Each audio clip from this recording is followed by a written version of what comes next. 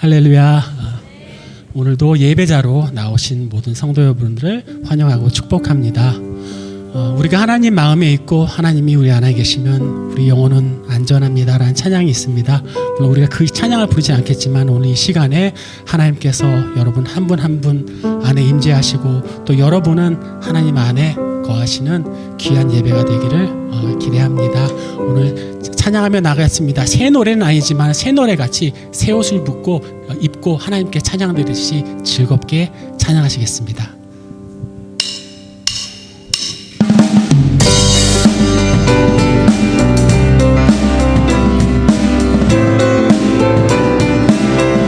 이 눈에 아무 증거 아니 배어도 믿음만을 가지고서는 걸으며 이 귀에 아무 소리 아니 들려도 하나님의 약속 위에 서리라. 걸어가세 믿음 위에 서서 나가세 의심 버리고 걸어가세 믿음 위에 서서 눈과 귀에 아무 증거 없어. 이 눈이 보기에는 어떠하든지 이미 얻은 증거대로 늘 믿으며 이 밤에 의심 없이 살아갈 때에 우리 소원 주 안에서 이루 걸어가세 믿음 위에 서서 나가세 의심 버리고 걸어가세 믿음 위에 서서 눈과 귀에 아무 다시 한번 고백하겠습니다. 걸어가세 믿음 위에 서서 나가세 의심 버리고 걸어가세 믿음 위에 서서 눈과 귀에 아무 증거 없어. 주님의 거룩함을 두고 맹세한 주 하나님 아버지는 참 이쁘다. 그 귀한 모든 약속 믿는 자에게 잊지 못할 무슨 일이 있을까. 걸어가세 믿음 위에 서서 나가세 의심 버리고 걸어가세 믿음 위에 서서 눈과 귀에 아무 증거. 목소리만 해볼까요? 걸어가세 믿음 위에 서서 나가세 의심 버리고 걸어가세 믿음 위에 서서 눈과 귀에 아무 증거. 걸어가세 믿음 위에 서서 나가세 의심 버리고 걸어가세 믿음 위에 서서 눈과 귀에 아무 증거 없어도 믿음이 없이는 기쁘시게 못하나니 고된 수고도 다 헛될 뿐이라. 믿음이 없어서 무너진 삶의 모든 자리에 다시 주님을 다시 한번 고백하겠습니다. 믿음이 없이는 기쁘시게 못하나니 고된 수고도 다 헛될 뿐이라. 믿음이 없어서 무너진 삶의 모든 자리에 다시 주님을 기다립니다.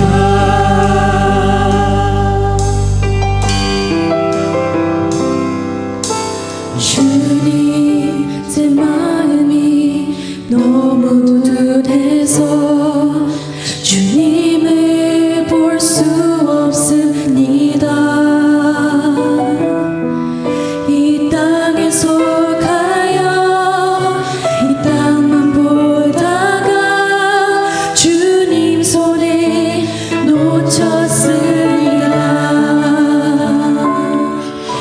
나는 나그네로 왔는데 왜 주저앉게 되었나. 나는 정직인데 언제부터 내 삶의 주인이 되어버렸나.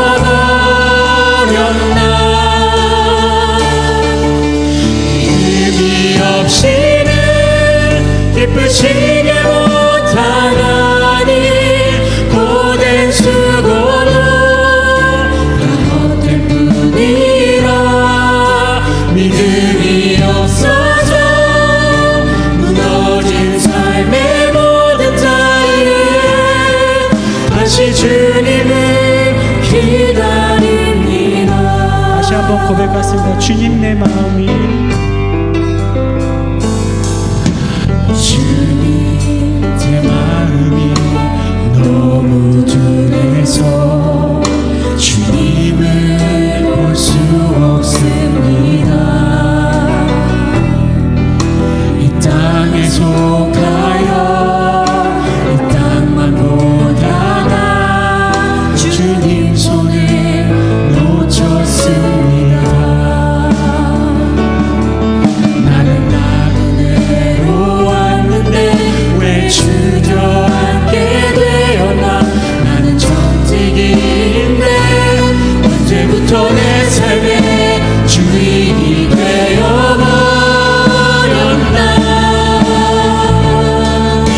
믿음이 없이는 기쁘시게 못하나니 고된 수고도 헛된 뿐이라.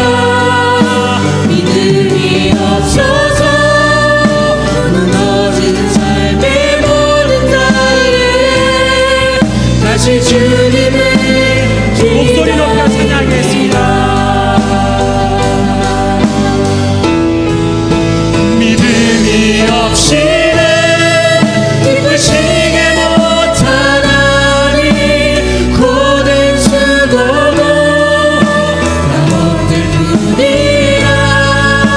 믿음이 없어서 무너진 삶의 모든 자리에 다시 주님을 기다림이 없이는 믿음이 없이는 기쁘시게 못하나니 고된 수고도 다 헛된 뿐이라. 믿음이 없어서 무너진 삶의 모든 자리에 다시 주님을 기다립니다. 다시 주님을 기다립니다. 다시 주님을 기다립니다. 다시 주님을 기다립니다.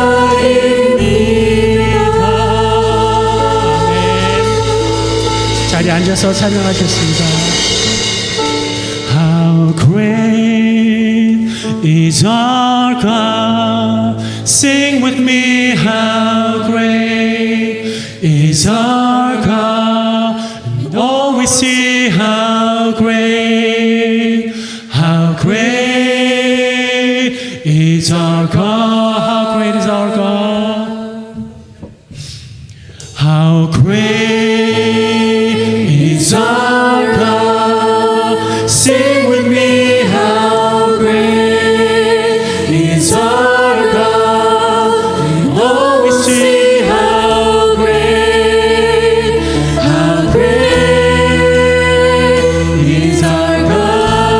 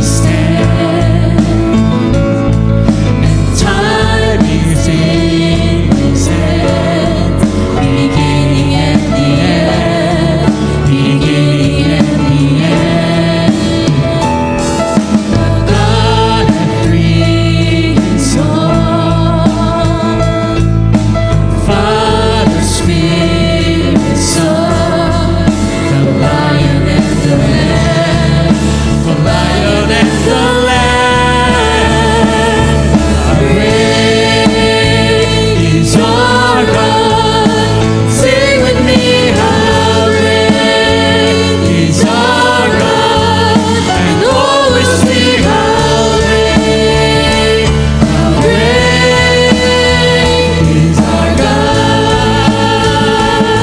Name above names, name above all names, worthy of our praise. My heart will sing, how great is our God. Name above all names, name above all names, worthy of our praise. My heart will sing, how great is our God.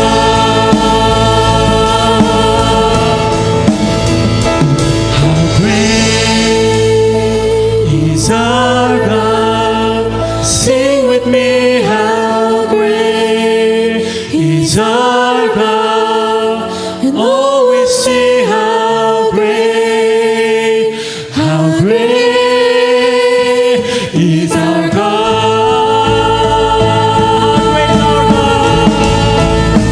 How great is our God? Sing with me, how great is our God? Always sing, how great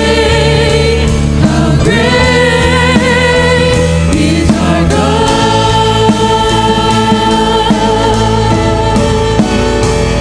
너 기도를 멈추지 마라. 내가 그의 그 모든 상황을 바로 역전시키리니. 너 기도를 멈추지 마라. 내가 잠시도 쉬지 않고 모든 걸 지켜보고. 다시 한번 고백하겠습니다. 너 기도를 멈추지 마라. 내가 너의 그 모든 상황을 바로 역전시키리니. 너 기도를 멈추지 마라. 내가 잠시도 쉬지 않고 모든 걸 지켜보고 있으니. 바로 역전되리라. 바로 역전되리라.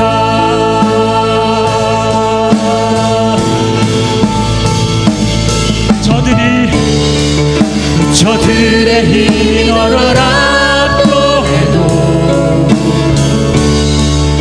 저들의 힘이 내 숨을 조여도 보리라. 기도의 능력을 내가 역전시키리라.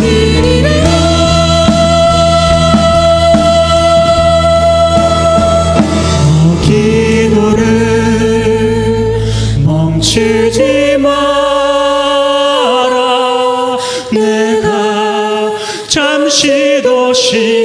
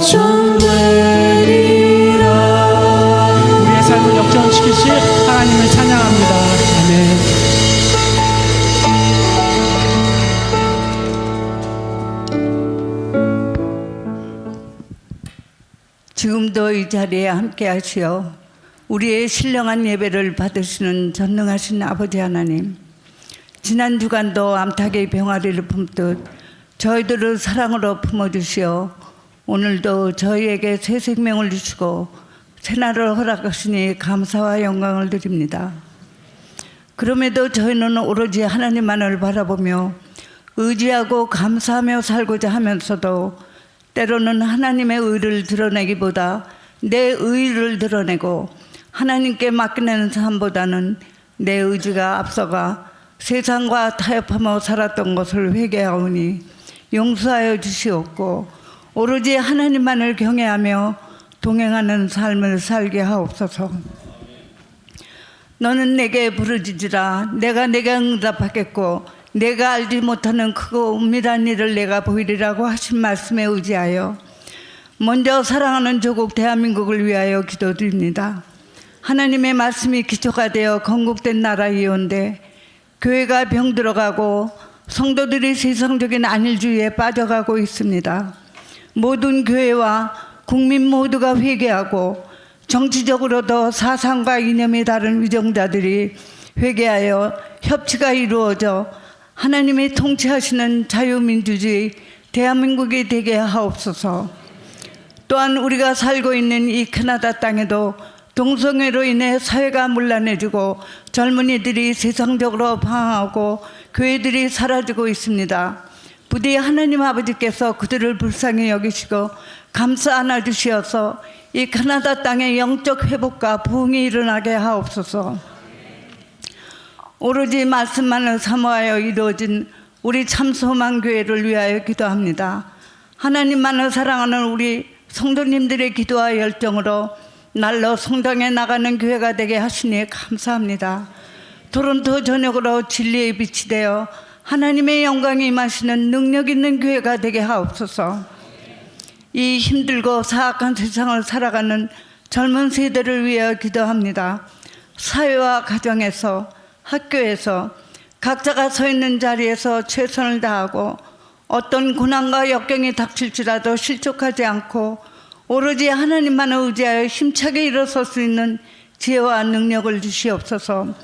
세상에서 힘 있는 자가 되기보다 말씀 안에서 인성이 바른 자녀들이 되어 하나님의 쓰임받는 참 크리스찬으로서 리더의 길을 가게 하옵소서. 특별히 어린 세대를 양육하시는 젊은 어버이들은 자녀들이 믿음의 자녀로서 성장하도록 눈물로 기도하는 부모가 되게 하옵소서. 항상 교회를 위하여 자녀들 세대를 위하여 기도하시는 참 소망의 어르신들을 위해 기도합니다.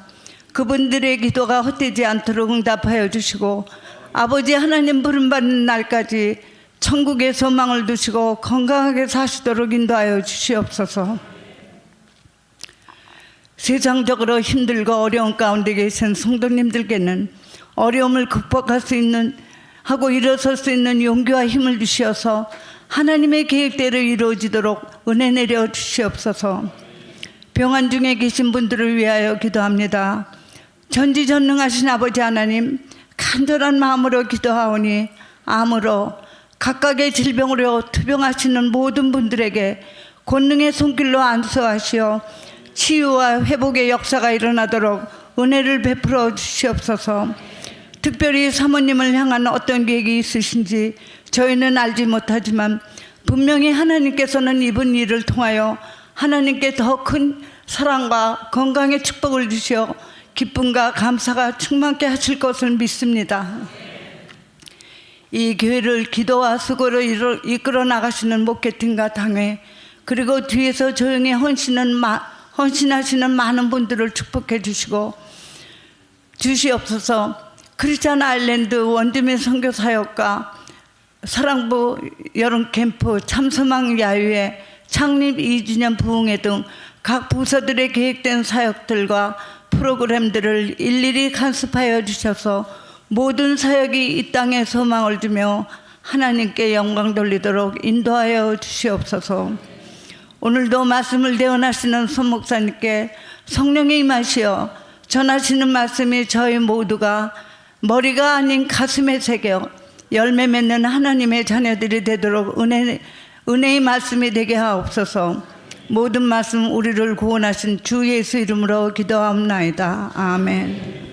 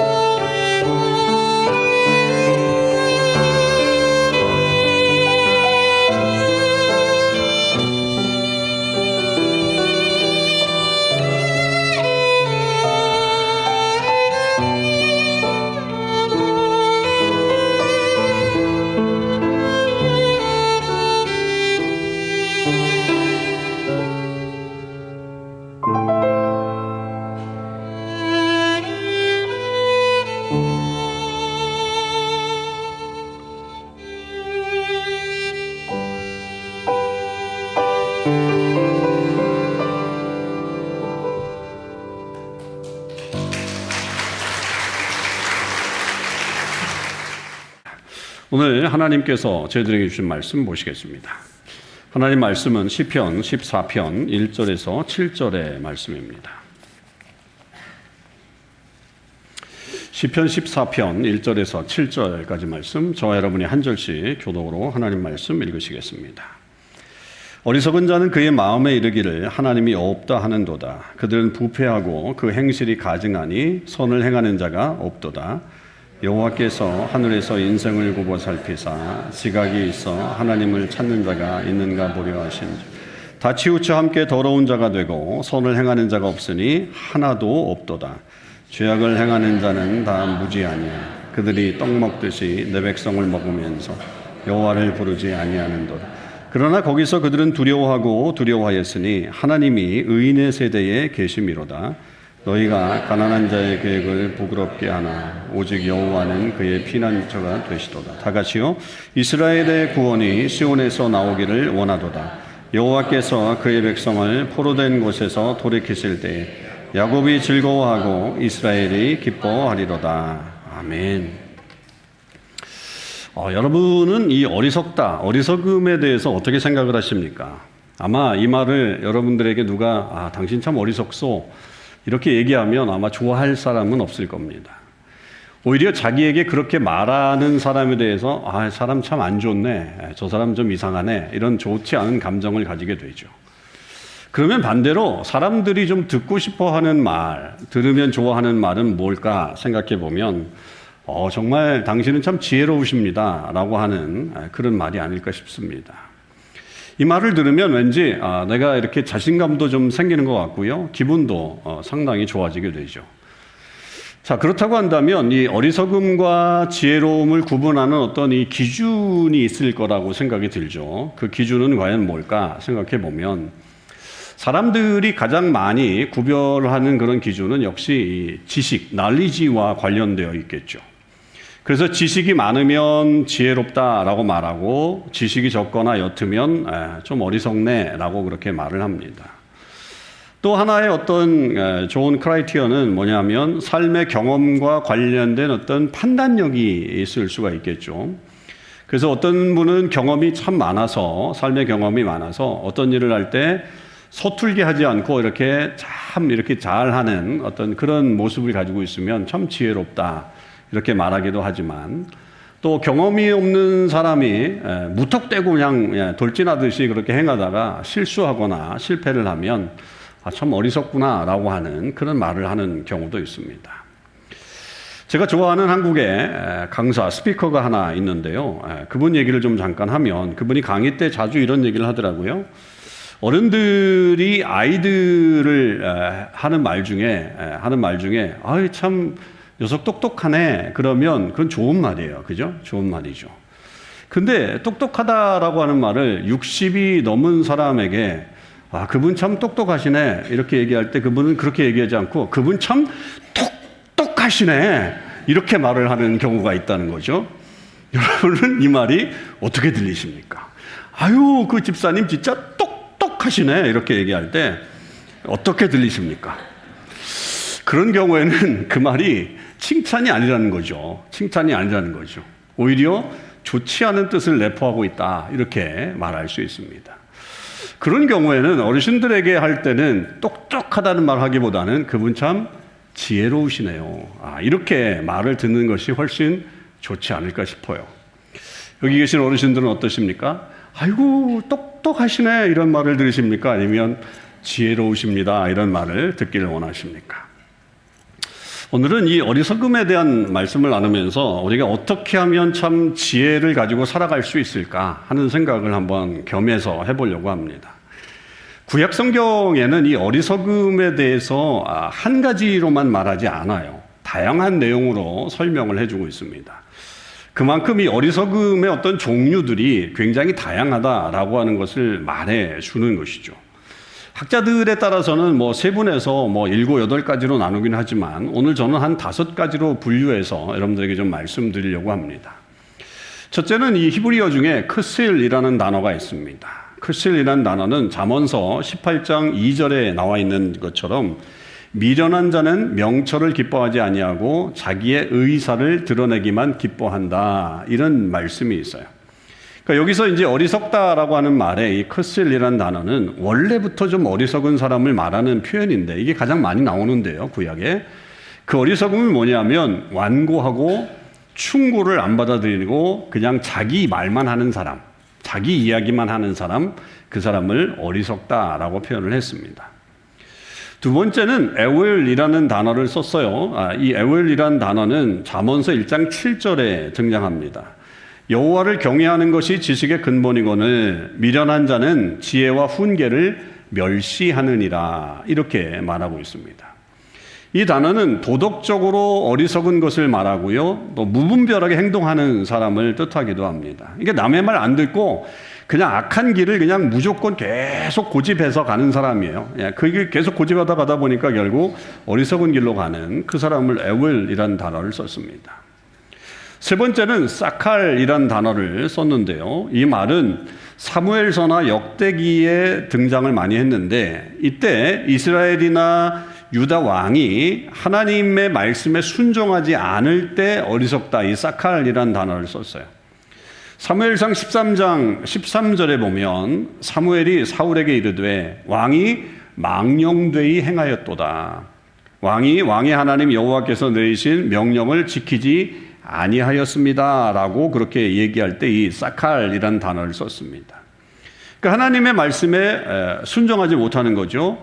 그 외에도 다윗이 인구조사를 했을 때 그 행동이 잘못됐기 때문에 그것에 대해서 질타할 때도 이 사칼이라는 단어가 사용되었습니다.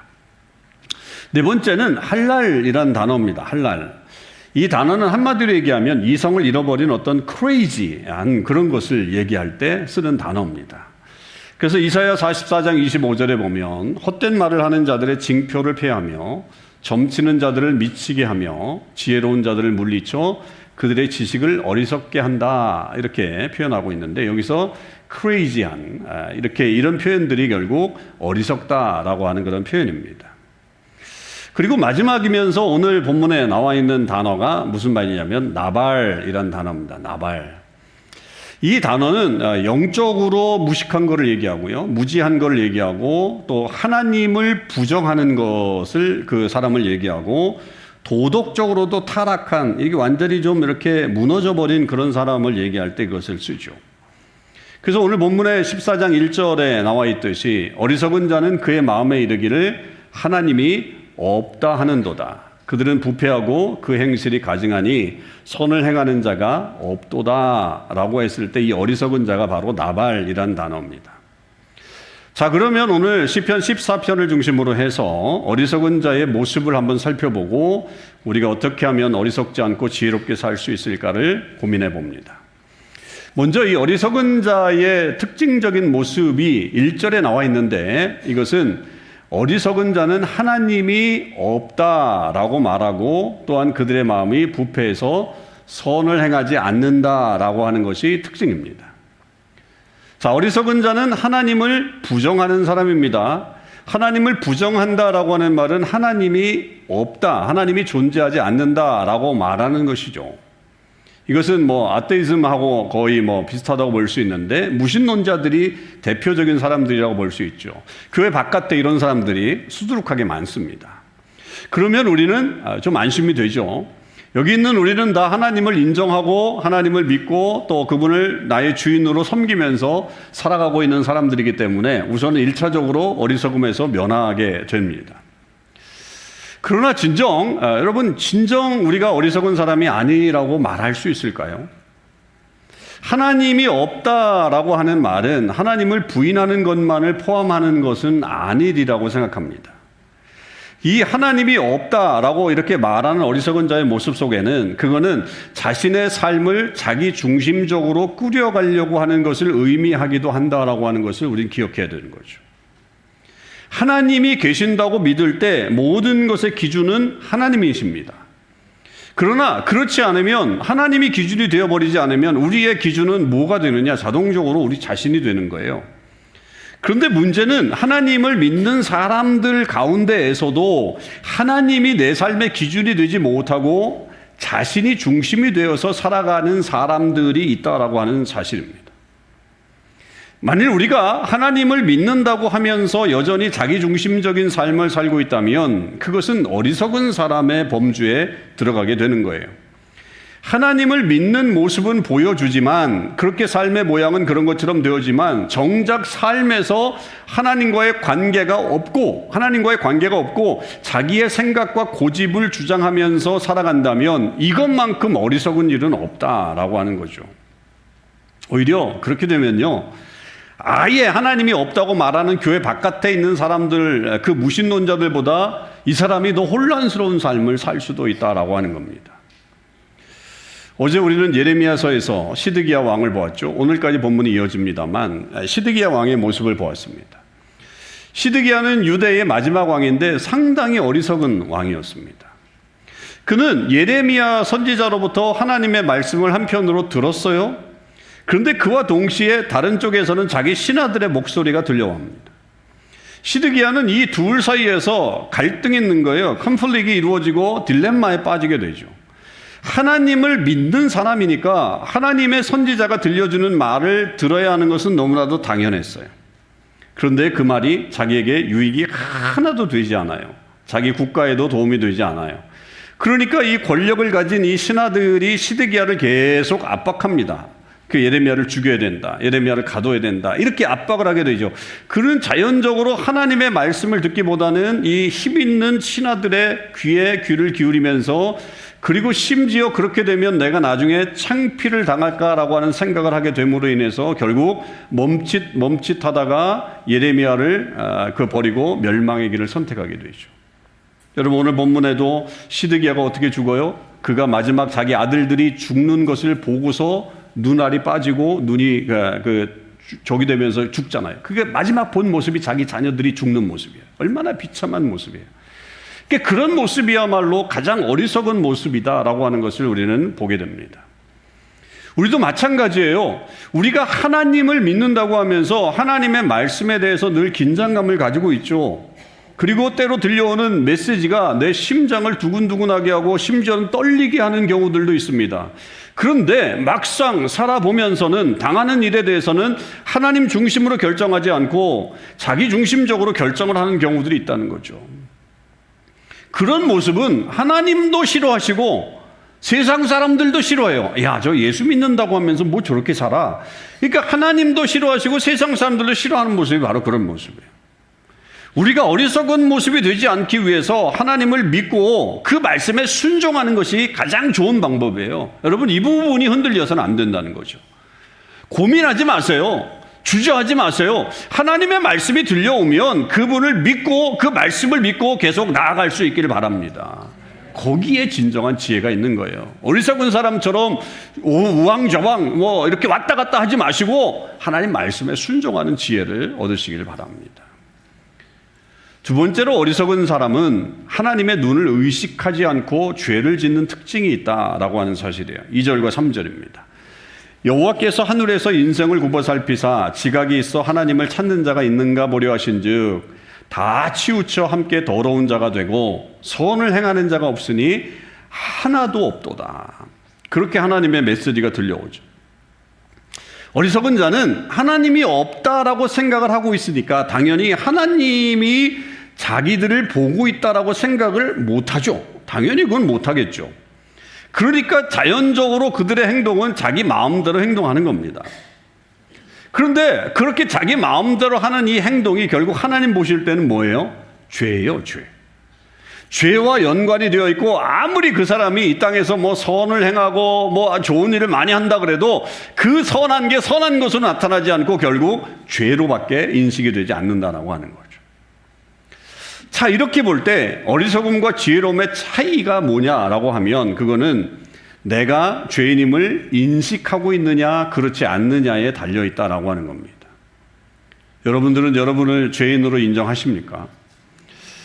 자신이 죄인임을 인정할 때 그 사람이 진정한 지혜를 가질 수 있다라고 하는 사실이에요. 여러분, 바울이 이 본문을 가져옵니다. 이 시편 14편 2절과 3절의 말씀을 가지고서 지혜를 깨달았어요. 로마서 3장 10절과 12절에 이 말씀을 그대로 가지고 들어왔어요. 그리고서는 뭐라 그랬냐면 유대인이나 헬라인이나 하나님을 아는 사람들이나 하나님을 모르는 사람들이나 어느 누구도 그 죄에서 벗어날 수 없습니다라고 말을 하면서 로마서 3장 23절에 그 유명한 말씀을 우리에게 합니다. 모든 사람이 죄를 범하였음에 하나님의 영광에 이르지 못하더니, 그런 말씀을 하는 거예요. 이건 뭐 정말 이런 절망도 세상에 이런 절망이 없죠. 모든 사람이 죄를 범하였으면 하나님의 영광에 이르지 못한다라고 하는 극도의 절망이 여기에서 나옵니다. 그런데 절망 가운데 있지 않고 바로 그 다음에 역전되는 하나님의 말씀이 나오는 거예요. 24절과 25절. 그리스도 예수 안에 있는 속량으로 말미암아 하나님의 은혜로 값없이 의롭다 하심을 얻은 자 되었느니라. 이 예수를 하나님이 그의 피로써 믿음으로 말미암는 화목제물을 세우셨으니 이는 하나님께서 길이 참으시는 중에 전에 지은 죄를 간과하심으로 자기의 의로우심을 나타내려 하십니다. 야, 여러분, 여기에 아주 굉장한 시크릿 비밀이 들어있어요. 우리의 상황이 절망에서 희망으로 싹 바뀌어버리는 그런 메시지가 여기서 전달되고 있죠. 죄인임을 인식하는 사람들이 세상에 볼 때는 어리석은 사람처럼 보이죠. 야, 뭐 그렇게 죄인이라고 얘기를 해. 죄인이라고 뭐 그렇게 맨날 그래. 왜 교회 가서 맨날 죄인이라고 고백. 그렇게 어리석은 사람 같지만 오히려 그 반대로 죄인임을 인식하는 사람들에게 놀라운 하나님의 은혜가 주어집니다. 예수 그리스도를 통한 구원의 은혜죠. 하나님은 그것을 비밀로 숨겨두셨다가 예수님 안에 숨겨놓으신 거예요. 예수님이 십자가에 달려 죽으신 것은 아무 의미 없는 죽음이 아니라 하나님께서 우리의 죄를 용서해 주시는 놀라운 행위가 된다라고 하는 것을 우리에게 알려주시는 거죠. 그것을 우리는 영원한 길을 이끌어주는 가장 좋은 방법이라고 하는 것을 우리에게 말씀하신 겁니다. 여러분, 죄인인 우리는 하나님 앞에 나아갈 수가 없어요. 그러니 자연적으로 하나님이 주시는 이 땅에 이 모든 이 복을 누리며 살아갈 수가 없는 거죠. 죄인일 때는. 그 복은 뭐예요? 이 땅에 살 때는 하나님의 뜻을 따라서 사는 것이 복이요, 우리가 죽어서는 영원한 하나님 나라에 들어가는 것이 복입니다. 이게 크리스천의 복이죠. 그런데 하나님께서는 죄인인 우리를 위해서 예수님을 보내신 거고, 예수님의 십자가의 죽음으로 말미암아 우리에게 대한 죄의 심판을 내려놓으신 거예요. 이제 너희를 죄 때문에 심판하지 않겠다 그런 거예요. 누구 때문에? 예수님 때문에. 여러분, 이걸 아는 것이 진정한 지혜라고 하는 사실이죠. 바울이 고린도 교회에 편지하면서 이 지혜를 설명해 나갈 때, 자 봐라, 세상이 볼 때는 한 사람의 죽음이 어떻게 모든 사람을 커버할 수 있겠느냐라고 하면서 어리석은 것처럼 보여도 그것이 진정한 지혜라고 하는 것을 선포했다라고 하는 것이죠. 여러분, 우리도 이것을 분명히 믿는 믿음을 가지시길 바랍니다. 우리는 죄인이에요. 그러나 거기서 끝나지 않아요. 우리 대신 십자가에서 돌아가신 예수님을 믿으면 우리는 더 이상 죄인이 아닙니다. 하나님은 우리를 의롭게 하셨고 우리를 구원하셨고 영원한 복을 허락해 주십니다. 그러니 죄인임을 인식하는 것이 참 지혜의 출발인 거죠. 어리석은 자들은요, 죄를 인식하지 못하는 거예요. 나는 뭐 잘 살고 있는데, 나는 괜찮게 살고 있는데. 하나님이 보고 계시다고 생각하지 못하니까 판단의 기준이 없는 거예요. 자기가 행하는 모든 것이 다 옳다라고 생각하는 거예요. 나 이렇게 세상에 잘 살고 있는, 난 크리스천들보다 더 잘 살아, 그렇게 말하는 사람도 꽤 많아요. 그러면 예수님이 필요 없는 거예요. 예수님 필요 없어요.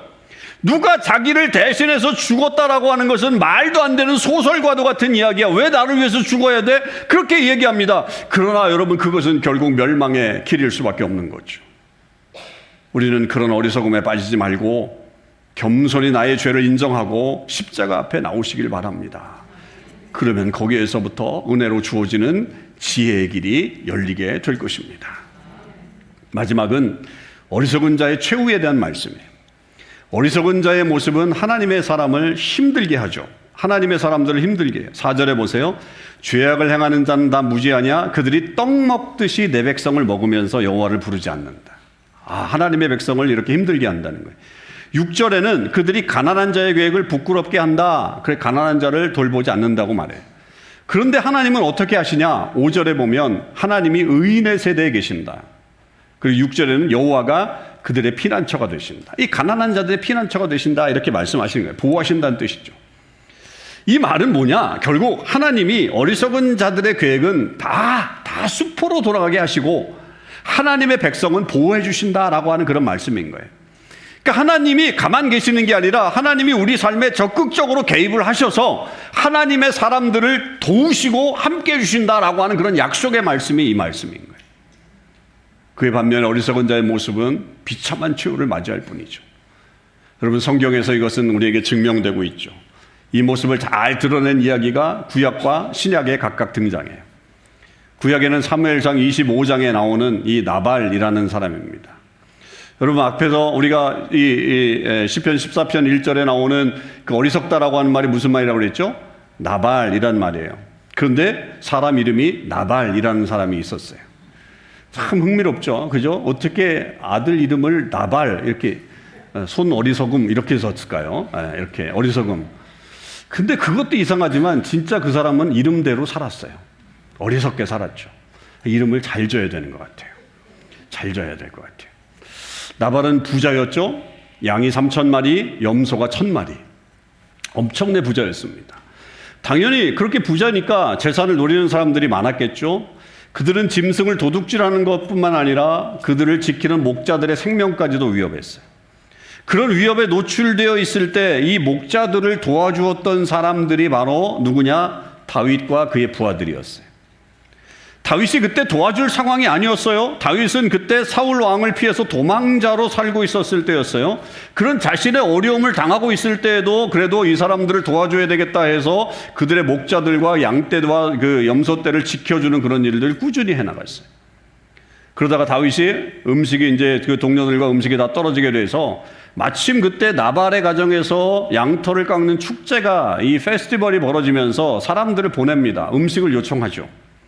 그런데 나발이 다윗을 주지 않는 건 물론이고 모욕을 하면서 음식을 안 주었어요. 오늘날에도 주인의 조기를 해치는 이 개 같은 사람이 있구나 뭐 이렇게 하면서 하여튼 엄청나게 다윗을 모욕 줬죠. 다윗이 화가 났죠. 화가 나가지고 군사를 일으켜가지고 나발을 죽이려고 달려옵니다. 그때 다윗의 길을 막아선 여인이 있었어요. 아비가일이죠. 이 나발의 아내였습니다. 다윗 앞에 간청합니다. 엎드려서 간청하고 자기 남편이 어리석다, 얼마나 어리석은지를 알려주면서 용서해달라고 간청을 하고, 그리고 다윗이 피를 흘리지 말도록 그에게 음식을 주고 다윗을 돌려보내서 복수를 하지 않게 합니다.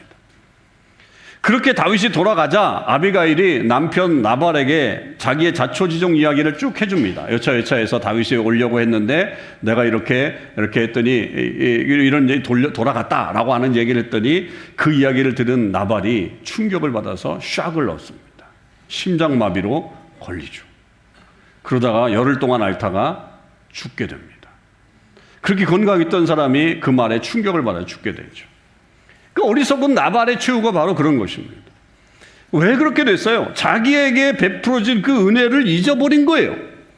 그리고 오히려 다윗을 욕되게 했고, 그리고 그에게 정말 그 은혜에 대한 보답을 하지 않는 그 어리석음에 대해서 보여준 거고, 그 심판은 정말 엄청나다라고 하는 것입니다. 여러분, 어리석음이 뭘까요? 은혜를 망각하는 것에서 어리석음이 있다라고 하는 것도 우리는 알아야 돼요.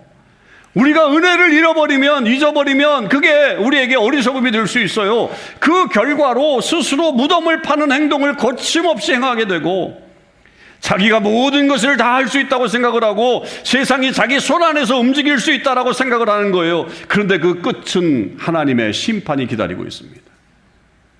저는요, 이런 사람과 이런 사건을 실제로 봅니다. 오늘날에도 봅니다. 구체적으로 누구에게 어떤 사건이 일어났다고 말씀드리지 않지만, 그렇다고 가상의 이야기를 꾸며내진 않지만, 여러분 분명히 이 시대에도 이런 일들이 일어난다라고 하는 거죠. 우리는 깨달아야 합니다. 이런 어리석은 모습을 취하지 않기를 주님의 이름으로 축원합니다. 신약의 이야기는 누가복음 12장 16절에서 21절에 나오는 어리석은 부자 이야기죠. 그러고 보니까 이 어리석은 사람이 부자가 많네요. 이거는 우연입니다, 여러분. 우연입니다. 부자라고 다 어리석은 거 아니니까 편견을 갖지 마십시오. 저 부자는 어리석네 이렇게 생각하지 마시라고요. 이 사람은 그의 농사가 잘 됐어요. 그래서 더 풍성한 수확을 거두게 됐죠. 이미 그에게는 곡간 가득한 수확물이 있었습니다. 그런데 그해 농사가 잘 돼서 더 많은 수확물을 거두게 되자 어떻게 결정했어요? 내가 이미 있는 곡간을 헐어버리고 더 큰 곡간을 짓자. 그곳에 저장하자라고 말했습니다. 그러면서 스스로 말하기를 뭐라고 얘기했냐면, 여러 해 쓸 물건을 많이 쌓아두었으니 평안히 쉬고 평안히 먹고 평안히 마시고 평안히 즐거워하자 그랬어요. 그랬더니 청천벽력과 같은 하나님의 말씀이 떨어지죠. 뭐예요? 어리석은 자요, 오늘 밤에 내 영혼을 도로 찾으리니 그러면 내 준비한 것이 누구의 것이 되겠느냐. 하나님이 개입하신다는 말이에요. 하나님이 개입하시겠다는 거예요. 하나님이 보실 때 이 부자의 행동은 정말로 의미 없는 행동이었다라고 하는 거죠. 아무 의미 없는 행동을 하고 있다. 자기만을 위해서, 자기 배를 채우기만 위해서 더 많이 비축하겠다라고 하는 것은 하나님의 의를 이루지 못하는 일이다라고 하는 것을 하나님께서 말씀하시면서, 그러면 그렇게 많은 수확이 생겼다고 한다면 당연히 주변에 굶어가고 있는 사람들, 어려운 사람들에게 나누어주고 그들과 함께 기쁨을 누리는 삶을 살아야 하는 것이 하나님의 의인데 그것을 하지 못하니까 하나님이 개입을 하시는 거죠. 그러나 그가 그것을 하지 못한 어리석은 자였기 때문에 하나님께서 개입하시는 겁니다. 여러분, 우리는 이런 어리석은 자가 되어서는 안 됩니다. 어리석은 자가 부자들의 예로 이루어졌기 때문에 나는 보통 사람이고 나는 심지어는 가난해, 나하고는 관련이 없어 생각하는 분들이 계실지 모릅니다. 여러분, 아닙니다. 물질이 없어도 마찬가지로 어리석은 행동을 할 수가 있어요. 그것은 언제 그러느냐? 내가 은혜를 잊어버릴 때 일어나게 되는 거예요. 그것은 내 삶만을 위해서, 자기만을 위해서 살아나갈 때 그런 일들이 일어나는 거예요. 그러니까 우리는 모두가 다 조심해야 돼요. 가지고 있든 가지고 없든 다 조심해야 되는 거예요. 하나님은 그런 어리석은 자들을 가만두시지 않고 개입하시고 심판하신다라고 하는 사실입니다. 우리는 오늘 어리석은 자의 모습을 한번 살펴봅니다. 어리석은 자는 우선 교회 바깥에 있어요. 우리는 그거는 1차적으로 안심이 되긴 해요. 하나님을 믿지 않으면 어리석은 사람이에요. 그러나 교회 안에도 있을 수 있어요. 하나님이 내 삶의 기준이 아니라 내 자신이 기준이 되는 삶을 살면 어리석은 사람이에요. 또한 스스로 죄인임을 인식하지 않으면 우리는 어리석은 자가 되는 겁니다. 구원이 필요하지 않기 때문이에요. 죄인임을 인정하고 십자가의 은혜를 받는 참 지혜의 사람들이 되실 수 있기를 바라고요. 그리고 어리석은 자의 최후를 꼭 기억하십시오. 하나님은 분명히 그들을 심판하십니다. 우리가 은혜를 잊어버리면 그 심판을 받게 되는 것이요, 이웃을 향한 사랑을 실천하지 않는다면, 하나님의 의를 이 땅에서 나타내지 않는다면 역시 심판을 받게 되는 거예요. 하나님은 의인의 세대에 계신다 말씀하셨어요. 의인의 세대에 가면 의로 역사하신다라고 하는 거죠. 그러니 하나님의 의를 향하는 사람들이 되십시오. 하나님의 의를 향하는 지혜로운 사람들이 되어서 하나님의 사랑을 이 땅 가운데 풍성하게 나누고 누리며 살아가는 주의 백성들, 참 지혜의 사람들이 되시기를 주님의 이름으로 축복합니다. 기도하겠습니다. 이 시간 우리가 함께 기도할 때 여러분, 우리 안에 혹여 어리석은 자의 모습이 있지 않나 한번 돌아봅시다. 우리는 정말 지혜로운 사람입니까? 여러분, 정말 참 지혜를 가지고 계십니까? 여러분의 삶 속에 정말 내 삶의 기준은 하나님이십니까? 아니면 여러분 자신이십니까? 예수님을 믿는다고 하면서도 여전히 하나님이 나의 삶의 기준이 되지 못하고 내 삶의 모든 생각과 뜻이 그저냥 내 위주로 생각하고 살아가는 삶을 살고 있지는 않습니까? 더 어처구니 없는 일입니다. 세상에 하나님을 믿지 않는 사람들보다 더 어이없는 행동을 하는 것입니다. 여러분, 어리석은 자가 되지 마십시오. 하나님을 믿고 하나님을 내 삶의 기준으로 다시 만드십시오. 그래야 참 지혜가 우리에게 나타납니다. 죄인임을 인정하십시오. 그래야 우리는 참 지혜를 얻을 수 있습니다. 십자가의 은혜가 우리를 새롭게 할 수 있는 것을 우리는 분명히 압니다. 죄인임을 인식하지 못하는 자, 하나님이 나를 보시지도 않는데 나는 정말 정직하게 살아가는데 나는 괜찮아 말하지 마십시오. 나는 죄인이다라고 하는 어리석은 말처럼 되는 그 고백을 하십시오. 그러나 그 속에 비밀이 있습니다. 예수 그리스도를 통한 구원의 신비가 있습니다. 여러분, 어리석은 자의 결말을 기억하시기 바랍니다. 하나님이 개입하시는 것을 우리는 봅니다. 가만두시지 않습니다. 여러분, 그것이 우리의 완악함이 되지 않도록, 우리의 어떤 불의를 나타내는 일이 되지 않도록 하십시오. 하나님, 그래서 우리가 정말 끝까지 지혜로운 자로 하나님의 사랑을 받으며 나아가는 주의 사람들이 될 수 있게 해달라고 이 시간 소리내서 함께 다 같이 통성으로 기도하시겠습니다.